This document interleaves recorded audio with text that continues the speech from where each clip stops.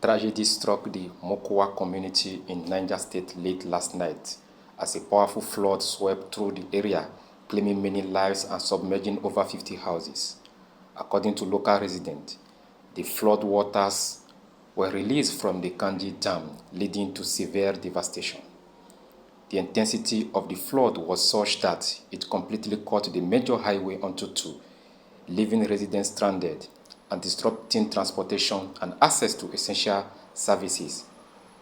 Survivors are now calling on the government for urgent intervention and support for those affected. In response to the disaster, Grassroots TV reached out to environmental analyst Dr. Maurice Ibe, who shared insight into the root cause of flooding in Nigeria and suggested possible solutions. Flooding, and not just flooding, many natural disasters occur much earlier, and at times, at most unexpected times. The issue of climate change has totally changed the systems of the world, weather patterns and all that. It's not just here, all over the world. What can we do? There are quite a couple of things we can do. There should be more public-private partnerships to address these issues. The government does not have enough money alone to deal with or mitigate the issue of flooding. So public-private partnerships will help. And what will they do? We need to pay closer attention to dams and levees in the country, deseal some of these dams, drainage systems, land use planning. Also, some environmental concerns. We need to pay closer attention to what is happening in our local communities in terms of environmental situations, and building and structural changes.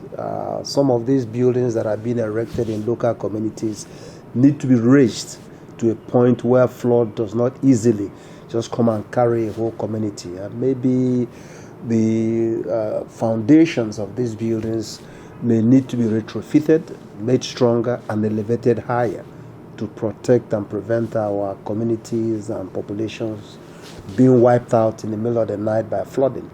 But government has to be very proactive, much more proactive, both states and at the local level, because most of this flooding are happening in local communities. The local government chairmen need to be proactive and active in their communities, know which communities are more prone to flooding and these disasters. So good plans can be put in place before the floods come. The states also have to play an active role. The local communities alone cannot deal or handle the issue of flooding. So there has to be a good partnership between the local communities, which are local government areas, the state governments, and the federal government.